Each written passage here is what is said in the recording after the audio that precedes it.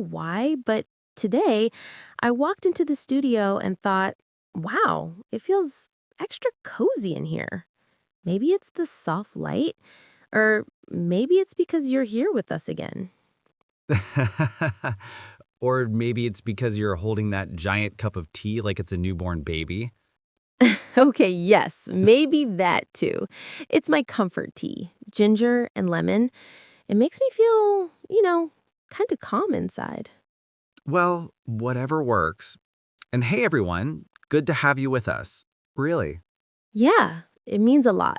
So, today we're talking about something fun, something useful, and something a lot of people ask about: how to sound like a native speaker fast.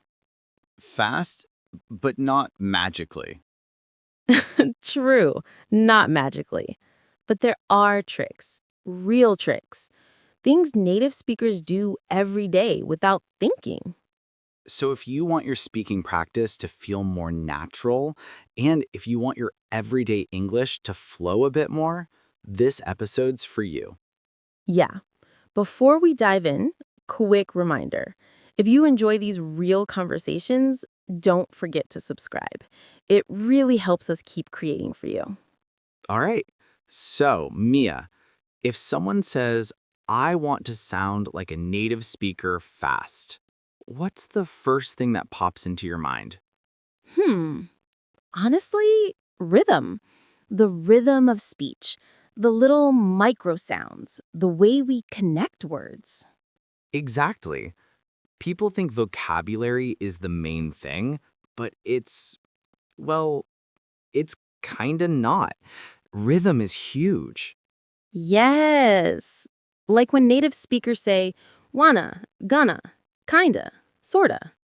And not because they're lazy, it's just how real conversation works. I mean, sometimes I am lazy. Fair, but the reductions are natural. They help speech flow. And for B1 to B2 learners, using even a few reductions can make speech sound more relaxed. You know what's funny? When I learned another language, I always tried to pronounce every single word perfectly. Oh, yeah, same. Every single word. And I sounded like a robot diplomat.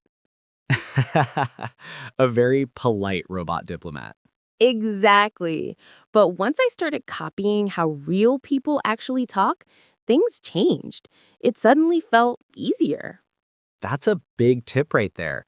Copy real conversations, not textbook conversations. Yes, real people say things like, "You okay? What are you doing? Hang on a sec." And they use fillers like, Well, I mean, Fillers make speech human. They're mm, not mistakes.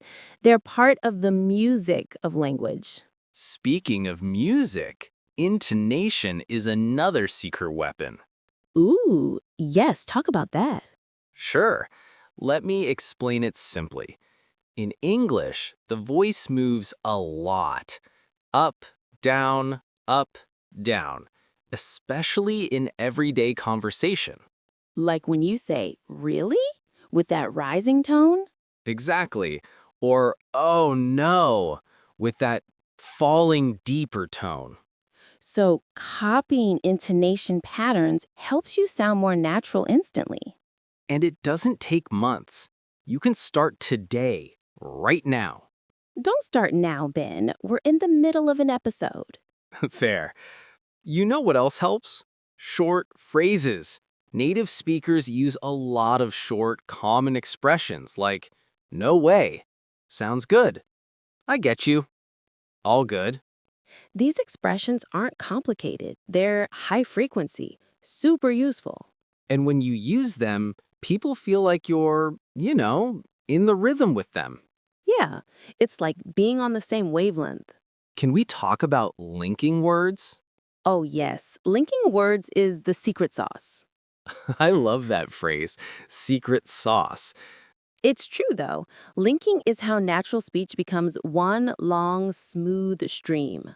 Like when we say, I'm gonna go, and it becomes, I'm on a go. Or when did you becomes didja. And what are you becomes whatcha. Careful though, learners don't need to use all of these.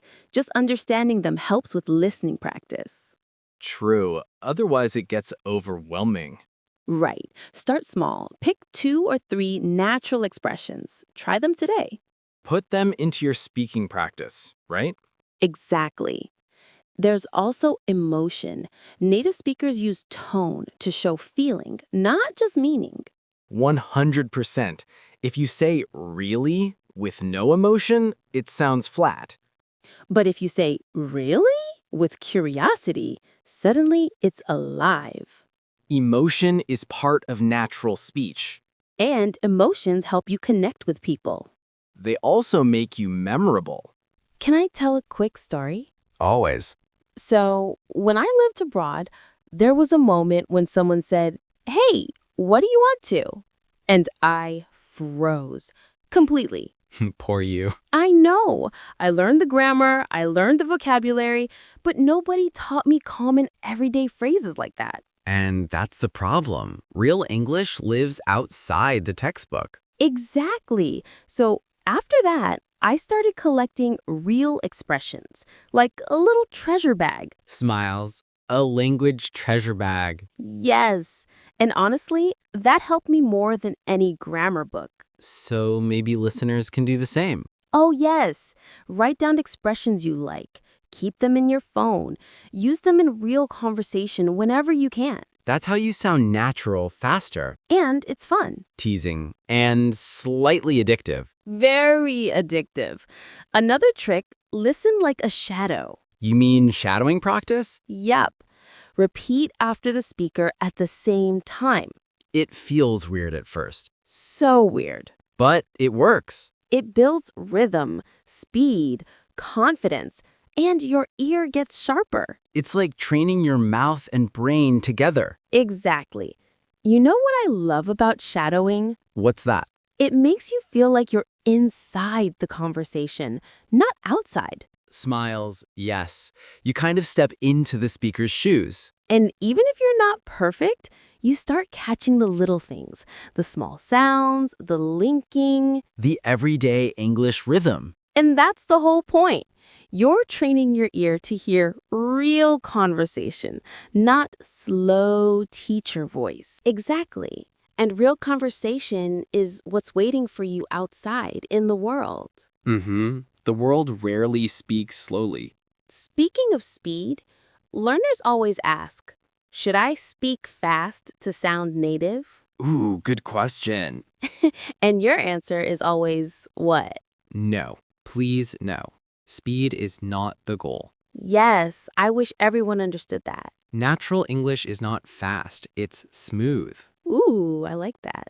Smooth. It's the smooth connections between words, the relaxed tone, the everyday expressions like, no worries, sounds good, I'm on it.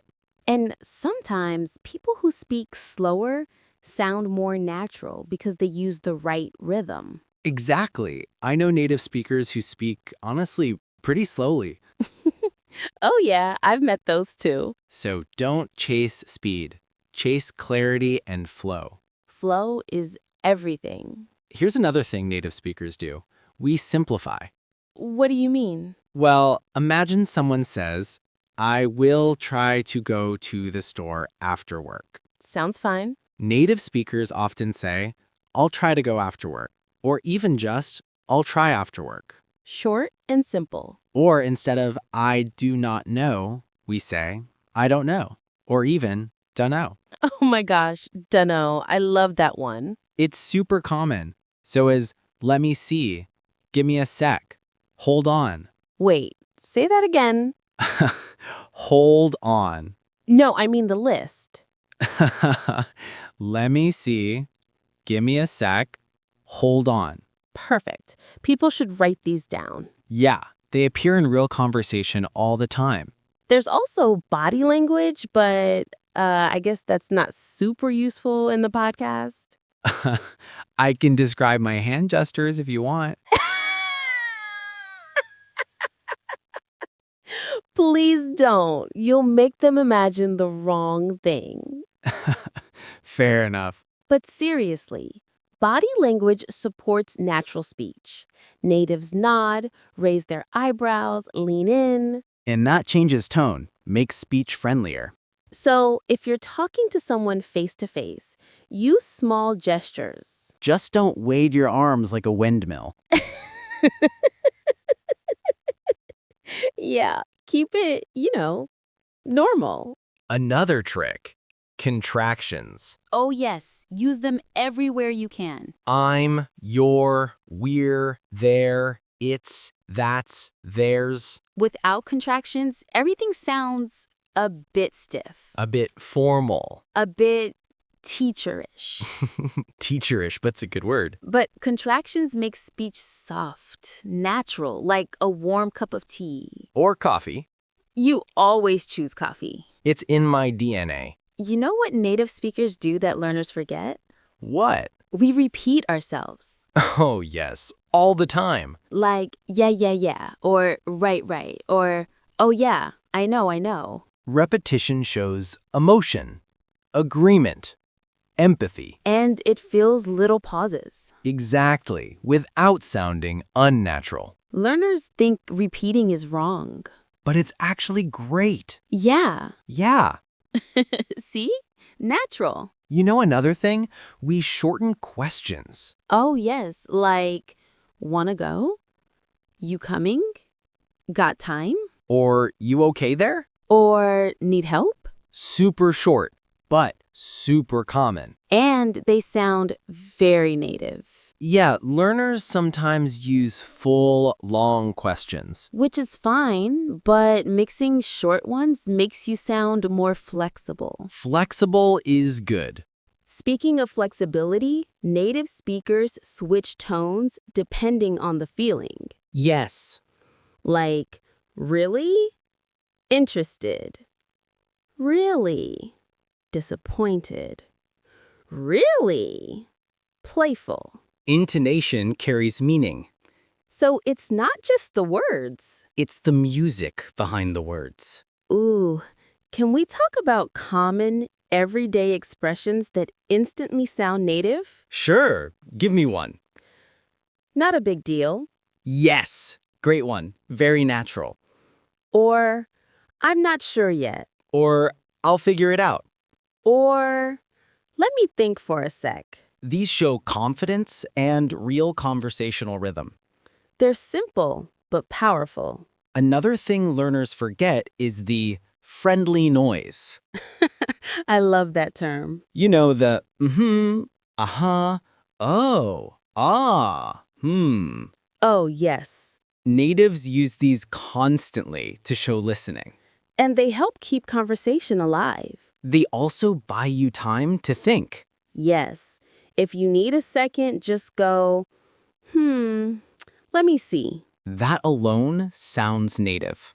Wait, can I add something important? Always.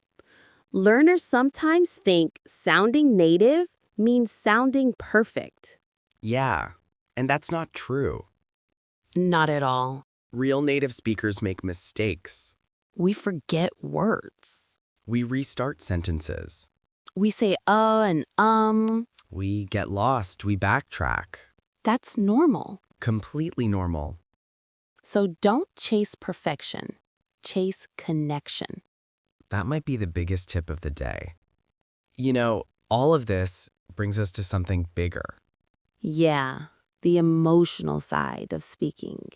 Exactly. When you try to sound native, you don't just copy words. You copy the feeling. The feeling of being relaxed, natural. The feeling of being part of the moment. Language is human. And humans are messy, Very messy. but beautifully messy. Which means your English can be messy too, in a good way. Real. Alive. Exactly. So if you're listening right now, what about you? What helps you sound more natural? Do you use fillers, expressions, or maybe shadowing? Tell us in the comments. We read everything, and honestly, we love hearing from you. Yeah, it makes this little studio feel bigger. All right, time to wrap things up.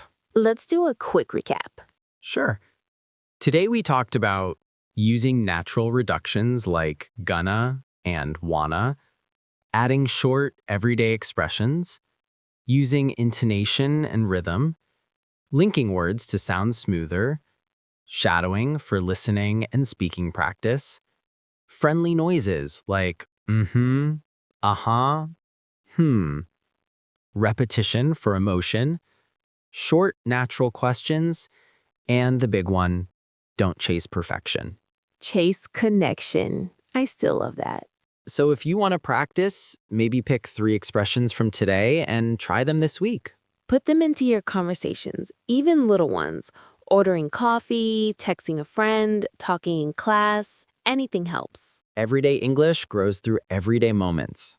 And hey, if you like this episode, subscribe, leave a like, and share it. It really helps our little studio grow. Yeah. Thank you. Truly.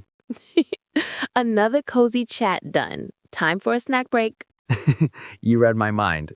See you all next day.